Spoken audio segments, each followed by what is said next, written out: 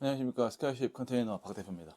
영상을 준비하게 된 게 제가 유튜브 보다 보니까 이번에 국정감사 2023년이죠.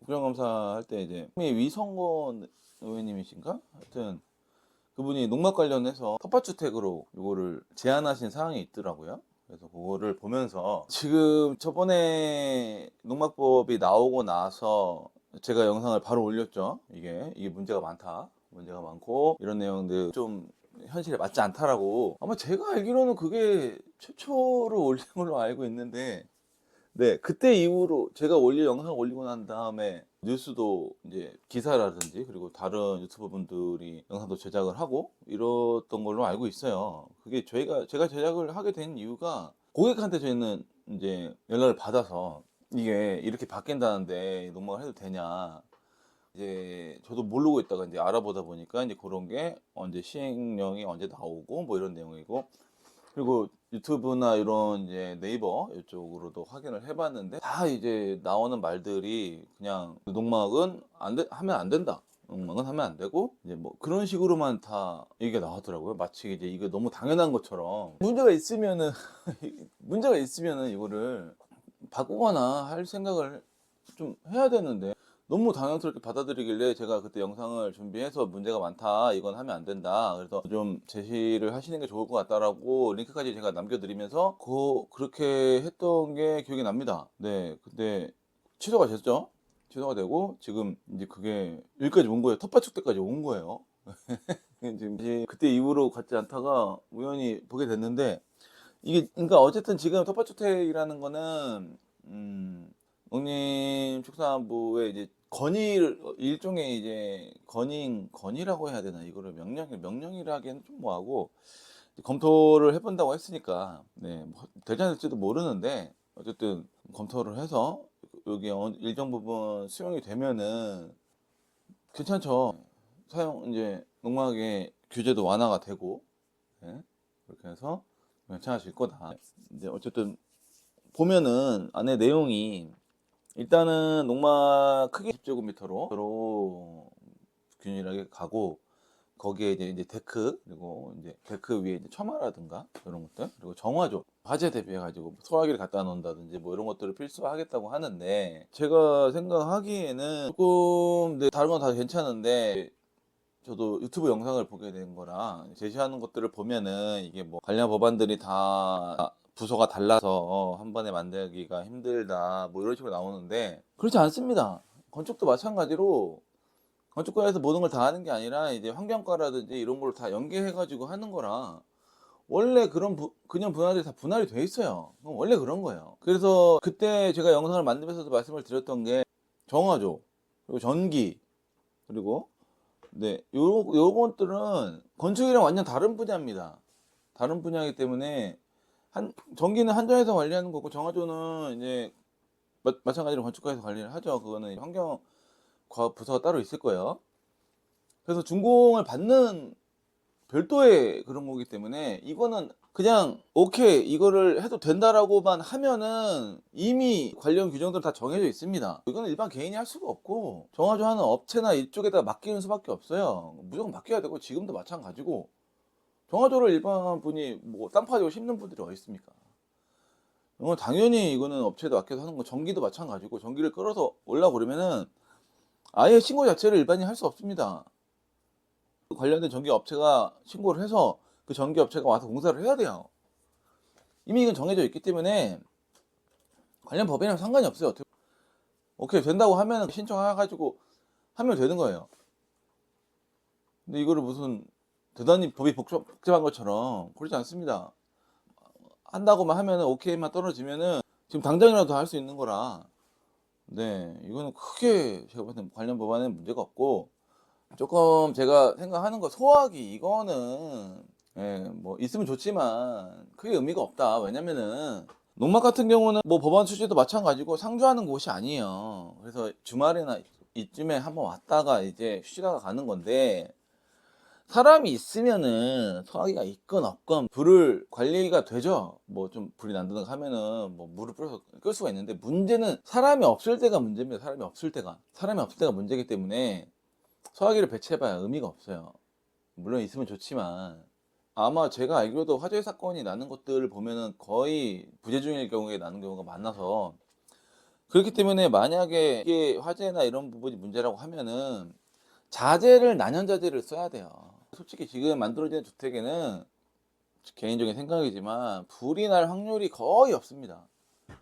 들어가는 자재 자체가 다 대부분이 난연이기 때문에 그리고 전기공사 이런 것들도 보면은 다 불이 나도 불이 붙지 않는 자재를 사용하고 연기도 안 나는 연기가 나도 조금 나는 자재를 쓰기 때문에 네 화재 사고로 인한 인명피해 이런 게 힘들어요. 요즘 만들어지는 것들은. 그러니까 다 옛날 과거에 만들어져 있던 이제 것들이지 요즘에는 전부 다 난연에다가 들어가는 것들도 다 그러고 그 자재가 들어가는 전기 자재라든지 뭐 기타 이런 것들도 다 이제 불연 자재로 쓰기 때문에 예, 화재가 발생하기가 굉장히 힘듭니다.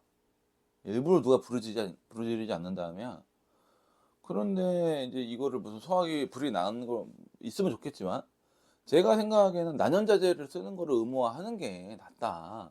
그 대신에 농막이기 때문에 건축 기준에 맞춰 가지고 단열 규정을 맞춰서 이런 거는 배제하더라도 이제 예를 들어서 컨테이너 철판에다가 인슐레이션이 들어간다고 하면 난연이죠. 네, 두께가 뭐 50mm가 들어가더라도 자재를 난연을 썼으니까 단열을 할 경우에 난연자재를 써야 된다. 그런 것들 단열이 없는 경우에는 뭐 상관없지만 했을 경우에는 난연자재를 들어가야 된다. 컨테이너 같은 경우도 깡통 뭐 저렴한 거 뭐 200만 원, 300만 원짜리 이런 것들 보시면 안에 스티로폼 같은 게 들어가 있어요. 그런 게 불이 잘 나는 겁니다. 그럼 네. 스티로폼에 합판 마감이 돼 있기 때문에 거기는 불 나면 그냥 다 전소예요. 순식간에 전소됩니다. 그거랑 뭐 합판을 쓰는 거야 어쩔 수 없다고 하더라도 생각보다 합판은 불이 잘 안 붙어요. 이게 화재가 나면은 안에서 뭐 합선이나 이런 것 때문에 전기선이 열을 받았을 경우에 안에 있는 스티로폼이 타는 거죠. 이렇게 라이터로 불을 하고 있어도 잘 안 붙습니다. 웬만해서 잘 붙기가 힘들어요. 나무라고 해서 사람들이 막 엄청 된다고 생각을 하는데 나무가 생각보다 발화점이 높아요. 스티로폼 거의 소음입니다. 소음. 그냥 불쏘시개예요. 그걸 조심해야 되는데 이걸 제가 봤을 때는 잘 모르시는 분들이 만드시나. 차라리 안에 들어간 농막을 난연자재로 사용을 해라. 네. 그리고 EPS, 그러니까 스티로폼이죠. 이제 판넬에 들어가는 스티로폼 EPS라고 하는데, 거기에 난연자재가 나오는 게 100mm부터 나와요. 그러니까 뭐 100mm만 한다고 하더라도, 그거 하나 이렇게 해가지고 설치하면은, 뭐 따뜻한 거는 어때 치더라도, 어쨌든 화재 위험은 거의 없습니다. 네, 어쨌든 굉장히 좋은 취지죠. 왜냐면은 예전에도 말씀을 드렸지만 농지가 우리나라에 굉장히 많이 남아요. 지금 어쨌든 농사 하시는 분들이 나이도 연령도 높아지고 그거를 다시 물려받아서 하실 분들이 굉장히 적죠. 가뜩이나 우리 인구가 계속 이제 줄어드는 추세니까. 근데 지금 퇴직 인구가 엄청나죠. 베이비부머 그 시대 부모님들, 그러니까 저희 부모님 세대죠. 지금 거의 다 은퇴를 하시는 시기이기 때문에 그분들 은퇴를 하고 나면은 이제 할 게 없으시니까 그 귀촌이나 이런 걸 생각하시는 분들도 꽤 많으실 거예요. 그런 분들이 어쨌든 금전적 여유가 있으면 당연히 뭐 집 짓고 하겠지만 그게 안 되는 분들은 힘들죠. 그러니까 그런 분들의 소유층을 분산시키고 그리고 이게 이제 어쨌든 국가 단위로 농지는 일정 부분 보유를 해야죠. 다른 나라의 의존도를 높여버리면 경쟁력에 문제가 있으니까. 제가 알기로는 농지나 이 보유 비율이 30 정도로 알고 있는데 근데 그 정도가 필요가 없는 게 지금 농업이 굉장히 많이 발달을 했어요. 공장형으로 해가지고 막 타워형으로 만들어가지고 하는 것도 많아지고 갈수록 더 면적은 좁고 더 많은 양을 생산할 수 있는 기술이 발전을 했는데 이걸 아직도 지금 예전 기준에 맞춰가지고 계속 농지를 규제를 한다는 거는 이거는 지금 그리고 건설 기술도 높아져 가지고 금방 짓죠.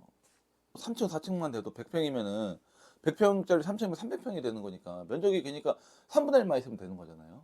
이제 그런 것들이 지금 계속 발전하고 있고 경쟁력이 높아지고 있는 편 차라리 그쪽에다가 더 투자를 하거나 요런 게 낫지. 이거를 언제까지 농지를 지금 농사 지을 사람도 없고 다 놀고 있는 땅인데 물론 이거를 대지로 변경을 무분별하게 해주는 건 문제가 있지만 원래 그리고 농지보다는 이게 세율이 높아요. 대지의 세율이 높기 때문에 대지를 변경해 가지고 본인들이 자유롭게 사용을 하고 그 지역의 경제도 활성화되고 네 그런 것들이 생기죠. 대지되면 세율도 높아지고 세수도 올라가고 제일 좋았던 게 제가 봤을 때는 이 지역발전기금. 주택세를 얘기하시는 분도 계신데 주택세는 이게 이제 제가 알기로는 중앙정부 세금이기 때문에 이건 지역발전에 크게 뭐 그게 없어요. 그러니까 지역발전기금을 해서 뭐 1 인당 뭐 한 달에 3만 원 해서 뭐 6 개월 단위로 한다고 하면 한 18만 원? 요 정도니까 그 정도만 해도 근데 지역에서 이제 계속 이걸 유치하려고 하겠죠. 그렇게 활발하게 되면은 지역 발전에도 그게 되고 그 지역에서 주민이 거주하지 않더라도 일정 부분 세수가 확보가 되는 거죠. 그렇게 사람들이 어쨌든 도심에서 지역으로 빠져나가 뭐 일주일에 이틀이든 3일이든 도시에서 빠져나가 지역에서 머물다 보면 그 지역에서 이제 활성화하고 있는 주민을 유치하고자 하는 그런 정책들이 훨씬 더 설득력이 있죠. 살아봤으니 경험이 있으니까. 그런 것들이 오히려 메리트가 되는 거예요. 예를 들어서 서울 사는데 전남 고성에서 와 가지고 주민이 되면은 뭐 3천만 원을 주고 뭐 자녀 얼마다 이런 걸 해 봐야 거기서 살아본 적이 없는 사람이 갑자기 거기서 어떻게 삽니까? 돈을 아무리 많이 준다고 해도. 그런 거예요. 이게 기본 영업의 기본이잖아요. 와서 차라도 한 잔 해야지 앞에서 면제해야 되고 얘기를 하는 거지. 뭐 태반 다른 지역에서 그거를 백날 홍보를 해 봐야 무슨 의미가 있습니까? 아니 이거는 쪼끔만 생각해도 되는 거를 차라리 이런 식으로 해 가지고 지역 발전 기금도 받고 농지도 어느 정도 활성화해 가지고 좀 규제를 풀어 줘서 그 사람들이 오면은 우리 여기 지역에 전입을 해서 지역 가지고 뭐 주택 짓는 거에 대한 이런 것도 허가도 간소화해 주고 기타 이런 것들도 해 주겠다 하면은 훨씬 더 효과가 있죠. 그런 식의 생각을 왜 못 하는지 모르겠어요. 이거를 규제를 해 봐야 좋을 게 아무것도 없는데 계속 과민만 되는 거예요 그니까. 그래서 지금 제가 봤을 때 농막이 분위기가 괜찮다. 네. 지금 농막 가격이나 이런 것들도 저희가 지금 많이 내려서 행사를 하죠. 네 금액도 지금 많이 내렸죠. 1,700 이면 거의 과거에 2,000에서 2,200 정도 되는 옵션에 농막을 제작을 할 수 있으니까 이 기회에 준비하시는 것도 제가 보기엔 나쁘지 않다고 생각을 합니다. 그리고 농막에 관련돼서 텃밭주택이 요렇게 만약에 어느 정도 활성화가 되면은 그거랑 다르게 지금은 이제 그런 식으로 내가 어느 정도 조성을 해 놓으면은 돈이 되죠. 돈이 될 수 있습니다. 왜냐면은 과거에는 이제 농막을 해 놓으면은 단속이 심하니까 사람들이 접근하기가 힘들잖아요. 왜냐면 하고 싶어도 '아 이거 단속 걸리면 어떡하지? 뭐 문제되면 어떡하지? 뭐가 되면 어떡하지?' 그리고 뭐 위험이나 이런 게 있으면은 이제 지역 터세 같은 거 '저 사람 왜 와서 저러나.' 신고하고 막 이런 것들이 훨씬 덜하죠. 왜냐면 저 사람이 와 가지고 지역발전기금 뭐 일정 부분에 돈을 내고 하니까. 그러면은 자연스럽게 내가 이렇게 조성해 놓고 한 거에 대한 어느 정도 일정 부분의 회수 뭐 보상 이런 게 가능해지니까 통계인데 2014 년도에 농막 신고건이 9천 건 정도 되는데 2022 년에 농막 신고건이 38,000 건, 거의 4만 건 정도 되는 거예요. 이걸 보면서 그런 생각을 했다는 거 아닙니까 지금. 말도 안 되게. 이게 무분별하게 농막을 설치해서 규제를 해야 이거 단속을 해야 된다. 이 정신이 아니 4 배가 증가를 했으면은 이 사업을 확실하게 융성 발전을 시켜서 지역별로 유치 경쟁에 들어가는 게 맞죠. 이게 지금 엄청 관심이 많다는 소린데 지금 4 배나 증가했다는 건데 지금 이게 단속한다고 하고 막 농막 뭐 하지 말라고 막 이런데도 지금 이만큼 신고를 했다는 거 아닙니까? 제가 볼 때는 이거 10만 명, 20만 넘어가는 거는 크게 오래 걸리지 않는다. 이거는 규제 풀 필요도 없어요. 그냥 자기 농막대로 딱 설치해 놓고 잘 쓰고 있으면은 그냥 관심만 안 가지면은 충분히 20만 명, 30만 명까지도 10배가 늘어날 수도 있다. 지금 어떻게 보면은 지금 농막 나오고 나서부터 뭐 초창기 뭐 몇 개월 빼고는 계속 단속만 했죠 뭐. 뭐 안 된다, 뭐 안 된다, 뭐 이거 안 된다, 저거 안 된다 뭐 했는데 그럴 게 아닌 것 같아요 이거는. 지금 제가 있는 곳도 양주시 양주죠 양주. 양주 남면 쪽인데 여기도 보면 가다 보면 다 논밭이에요 그냥. 경기도도 이런데 여기 좀만 나가가지고 충북이나 뭐 충남 더 내려가서 전북 뭐 이런 데만 가도 농지밖에 없습니다. 대부분 농지 임야 뭐 이거밖에 어느 정도 지금 내수를 진정시키고 가려면은 이 사업이 괜찮지 않나 생각이 들어요. 그러면 농막이나 이제 건축 회사들도 이쪽으로 발전을 할 거고.